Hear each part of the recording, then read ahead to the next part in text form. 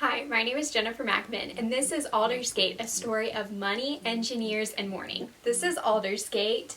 It is a United Methodist Church in Shelby, North Carolina, and it is my home church. A little background on Methodism. Methodism as a movement was started by John Wesley in the early 1700s in England. He started it as a reform movement within the Anglican Church. It came to America very early on during the American colonial period. During this time, the circuit rider tradition began. Circuit riders were pastors who would ride around on the countryside on horses to preach at several different churches within a period of time. They would do this repeatedly, thus a circuit. And this tradition continued when Francis Asbury made it a part of the Methodist Church that he headed in America. He liked the circuit rider tradition because it gave pastors the opportunity to preach at several churches and made the churches lay-led rather than led by pastors. So this tradition continued and still exists today, where one pastor will be at a church for a couple of years and then move to a different church.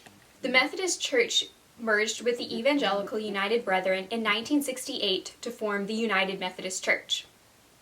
A little background on Shelby. Shelby, North Carolina is a small town located halfway between Charlotte and Asheville, along U.S. Highway 74. Shelby is dominated by textiles early on, and then more industries such as PPG or Pittsburgh Plate Glass moved to Shelby beginning in the 1950s and diversified the industry. This new industry created an economic boom in the 1970s while the rest of the country experienced a recession.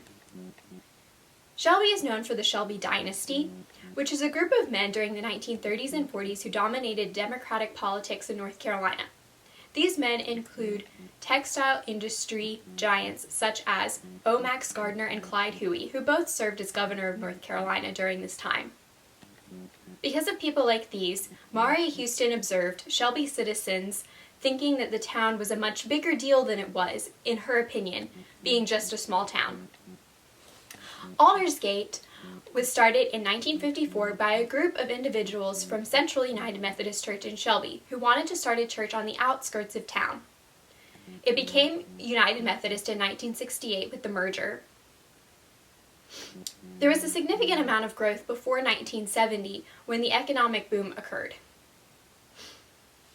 The methodology that I used in this project was to interview members of Aldersgate, to read articles in the Shelby Star from the time, and to view items from the Aldersgate archives. The question that I wanted to research was what social and cultural factors led Aldersgate UMC to become a center of power in Shelby. I wanted to research this because I realized that Aldersgate, while it was started as a small country church on the outside of town, had a significant number of members who were important in the community, even though these people had to drive past several other important churches in the community to reach Aldersgate. I thought this was very interesting and I wanted to study it. Right around the time that Aldersgate was started, and right around the time of the economic boom, so the period from the 1950s to the early 1970s, there was a changing social landscape. Originally, Shelby was dominated by textile mill owners, such as men in the Shelby dynasty, like O. Max Gardner and Clyde Huey. Those people made up the upper classes. The lower classes were made up of the workers in those mills. There really was not a middle class. Then, these new industries came in and brought engineers from out of town who moved into Shelby to work for these new companies. These new engineers created a new middle class who had to fit into the existing social structure. This shook things up quite a bit, and these engineers didn't really know what to do, creating a culture of power. This really happened with the perfect storm in the changing social landscape. The first factor of change that created a center of power is money and giving. My theory is that money creates power when members of a church have ties to an organization that match the values of the church. The member then introduces the organization to the church so that the church will give money to that organization as well as volunteering their time. This creates power with significant financial contributions, consistently repeated over time, and this creates name recognition, which also helps create more power.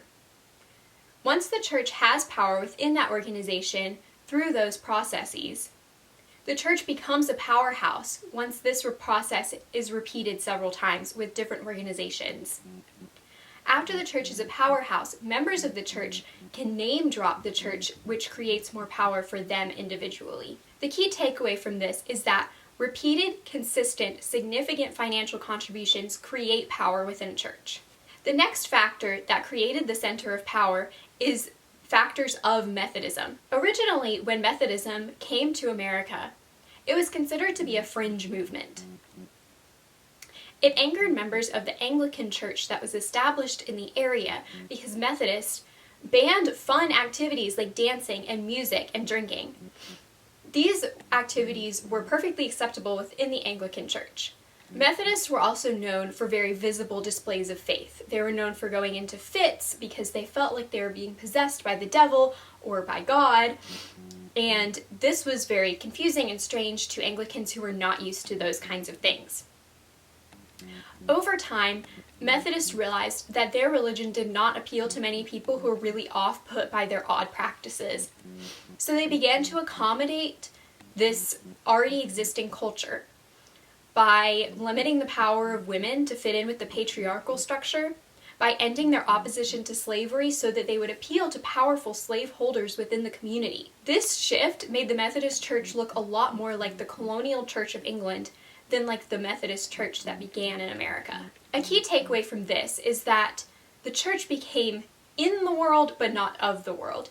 They still maintained their unique characteristics of being Methodist, and at their core were still a religious group, but they looked a lot more similar to the world than the initial Methodist groups.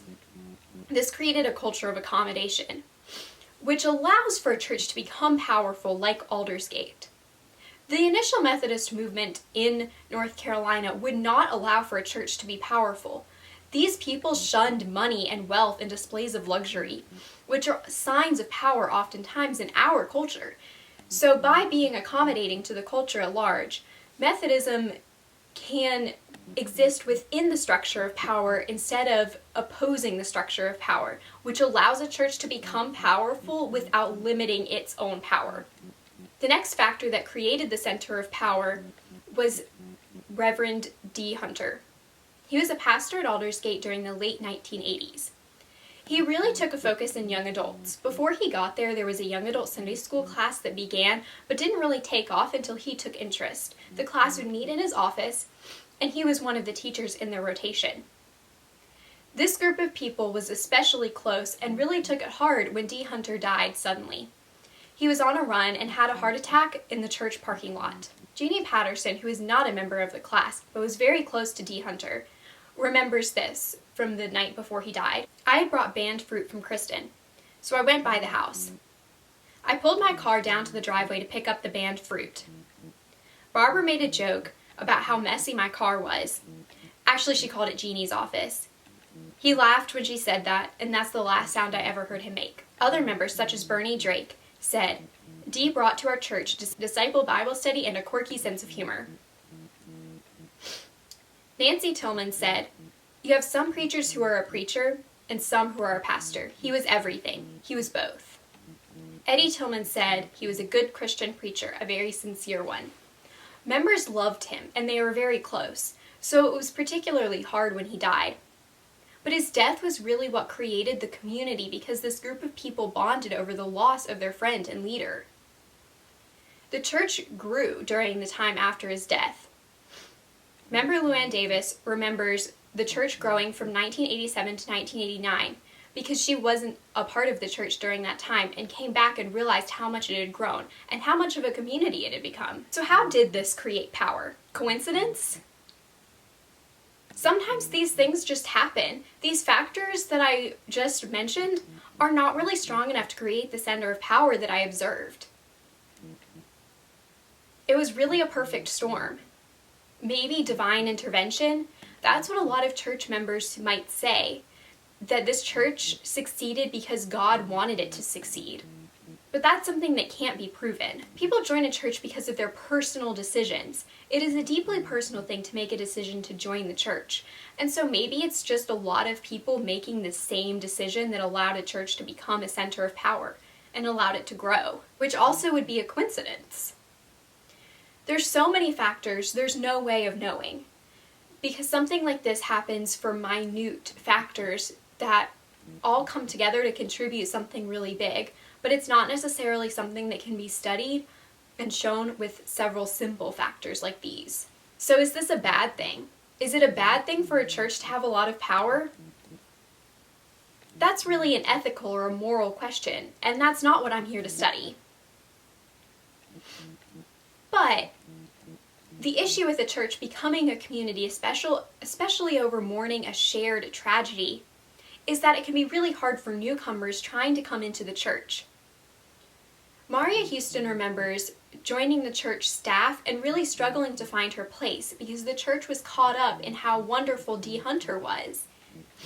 And so she had a really hard time overcoming this pastor who was put up on a pedestal, someone she had never met, and she was trying to find her place and do her best as a new staff member.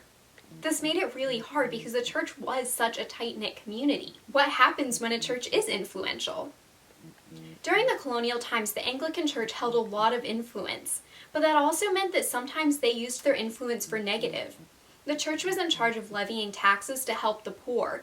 They would make their taxes a lot lower so that they would be paying less money, and they wouldn't be as willing to help the poor, which was a function of the church at the time as mandated by the government. So by the church pursuing their own selfish interests because they were influential, they ended up hurting the people who were supposed to get their help. But in the end, who's to say? It is essentially a moral judgment that each person has to make on their own. If an individual is not okay with the way a church functions in the community, they have the power to leave. They can choose to attend a different church that aligns much more with their own personal beliefs, because they can choose which church to attend. Because we have freedom of religion in the United States, the churches operate as a free market. There are few restrictions on them.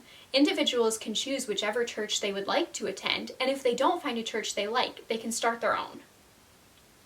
This means that if a church is too influential for an individual person's comfort, they don't have to associate with that church.